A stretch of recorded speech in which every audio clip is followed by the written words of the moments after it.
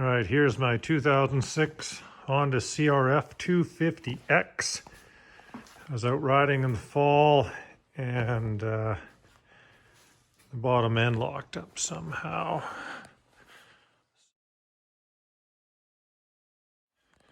So if we check out the kickstart here, I can't turn that thing. I can step on it and do it, but I'm gonna wreck something. So, all right, so we've undone our bolts. We'll undo our fuel line. We'll make sure our fuel's off. And then we can just pop this off. Okay, now that we got that off, we just got to take our tank mount off. You can take the top or bottom off. It really doesn't matter.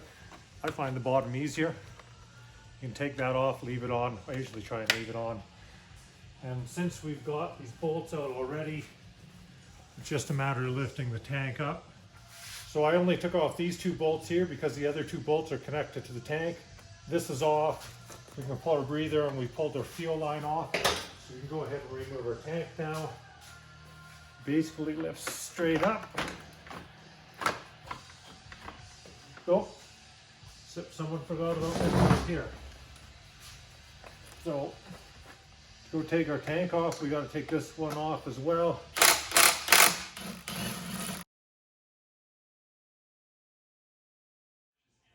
Right, so don't forget to take this bolt off here. I usually take that off, take our bolt, and then I just thread it back in place for the time being. All right, guys, so we've taken off that bolt down there. We've taken off our fuel shutoff bolt. We've taken off our fuel line. We've taken off our top tank bolt. We've taken off our two on the back side.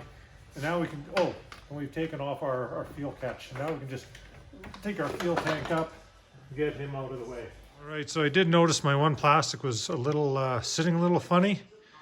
And looking at my rad here, that would explain. I let a friend ride it one day and they had a little crash. So it works, so that's exciting. So we'll go ahead and drain our rad here next. We'll take our brake lever off and probably our kickstart to get way. We might as well remove our rear section too. So if we look real close, you'll see this bolt here has a washer behind it. So that's to drain our coolant. This is my favorite little wrench here. It's a ratchet wrench. It's really fine tooth. It's flippable with 1/4 inch and 3/8. For doing all this little stuff, it is the best thing going. So we'll go ahead and crack this nut here.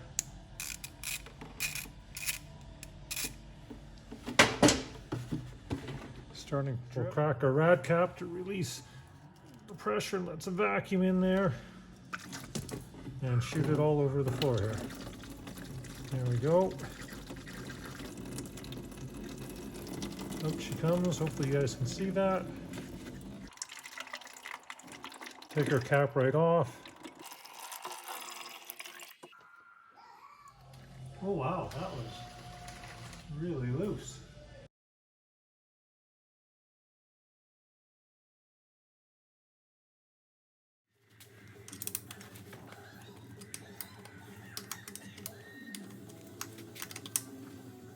Okay, that was quite stubborn. Oh, I guess because there's a cotter pin behind there that someone didn't see, pay attention to, so hopefully we didn't wreck our threads too much. All right, so you can see here, there's actually a cotter pin in there I didn't realize. It does make sense, but we'll see if we can push that out here. Okay, so we got that out. Okay, so we got our cotter pin out. Doesn't look like we messed up our threads too much. That's going to go through anyways. Maybe what we'll do is we'll chase our threads before we reinstall that. We'll thread that back in here and see how it feels. Good enough. Okay, so we got that guy out of our way. We will take our battery out as well. This is the X model. Headlight, factory tail light, a battery, and a beloved electric start. We'll take our negative cable off first.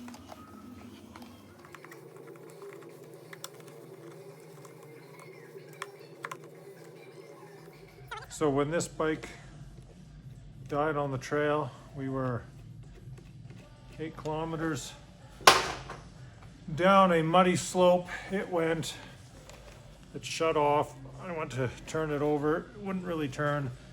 I went to kick it, it wouldn't really kick. It was getting late in the day, about 4 p.m. in the fall here, so it was a pretty quick decision of call for help or walk. And walking out of there would not have been fun. So, get this guy out. Holy Hannah. Whoa. Jeez, that's tight.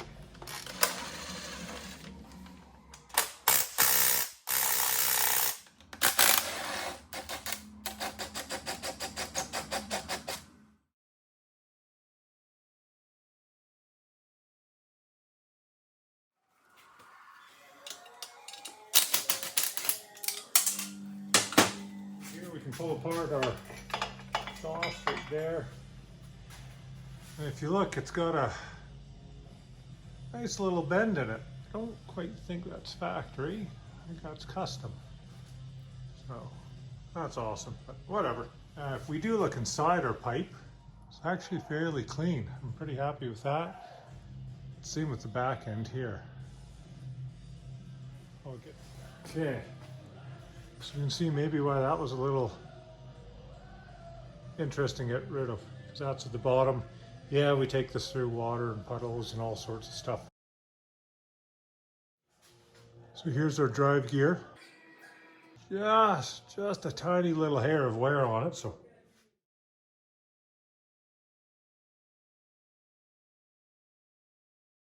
Ooh, that looks a lot better. So we need to get these two bolts off of here. That'll get our bracket for a clutch cable off our engine. Yikes, I'm not sure if we're going to be able to get this guy. This is also our ground. Yeah, I think we can get him. Nice and corroded.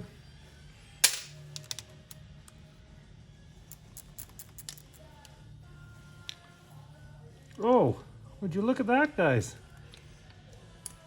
Thank you, Honda. So if you take a look here, it's just got a little sleeve. Well, that was nice thinking of them.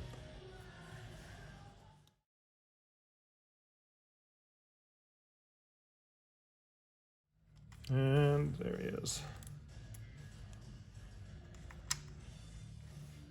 Okay, so what we're going to have to do is get the positive leaf for the starter off.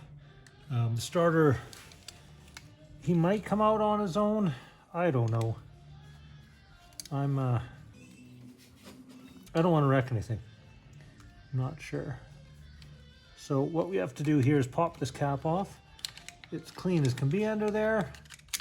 I'm kidding, it's messy as well. Okay, so on the starter, there's an upper nut, and this lower nut's part of the starter. So when you undo it, it always tries to undo this lower one, which is not ideal. So this is the other thing. This is your regular wrench here, right? That's how thick it is. Since I've run into this before, what I did is I took another 10 mil and I just took it to the grinder once. Now I can slip it in nice and low. And I've used this a handful of times since I've had it, but it's sure been handy when I need it. There, so you can see, you can kind of see I've locked that on in there. And now I'm going to get this guy off and not worry about wrecking my starter.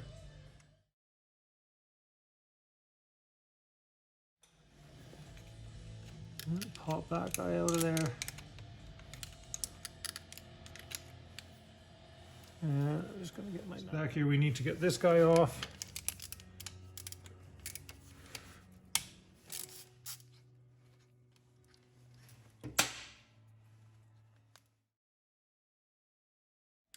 So in here, this is a breather tube going into the crank.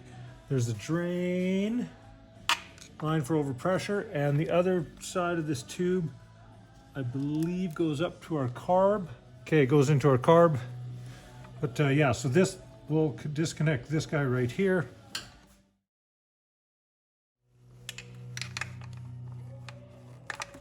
There we go. All right, folks, I think I might have just found a major problem here. So this breather goes on the top of the head. See how dirty that is? Someone didn't put it on last time they cleaned their valves, or changed their valves, or checked their valves, or adjusted their valves. And yeah, well, maybe that's why we took our engine out. This hose here is supposed to be on to that guy right here where my thumb is touching. All right, so that hose, I followed it down. That is this guy right here. So, well, okay, I've been avoiding this part. Taking a look at our oil filter.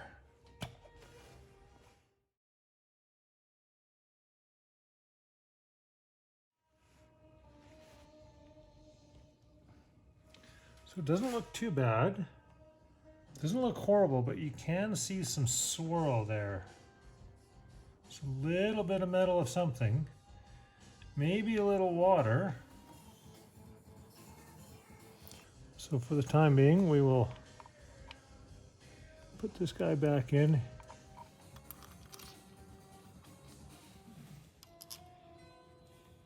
So while we're at it, we might as well check our transmission oil level. That is 12. That's not bad.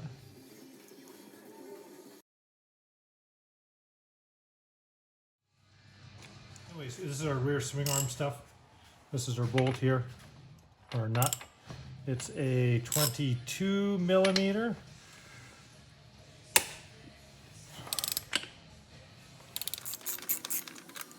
And it looks like there's a washer in there. You betcha.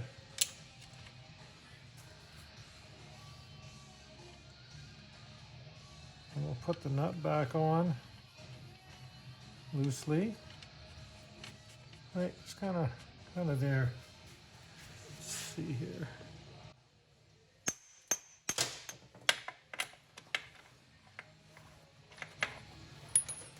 Here, if I can put this in here, push on it.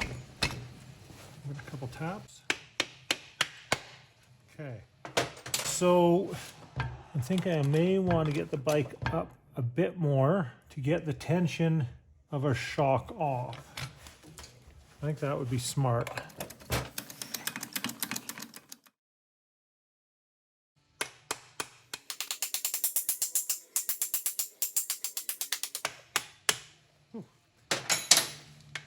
Hopefully we can retrieve our socket.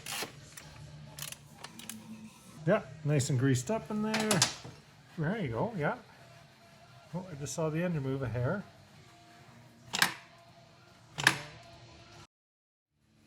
Alright, so here's our bolt. A little bit of corrosion and junk up there. Overall, not bad though. In here you can see, yeah, you can see it's hollow. Right there, I just pulled back our carb boot, and I'm guessing it's dirty. We're slopping oil out of our head that would have dripped down to everything. Okay, so we're gonna try and pull this engine out now. I've never pulled this entire engine out of here. I'm pretty sure I've got everything disconnected that needs to be disconnected.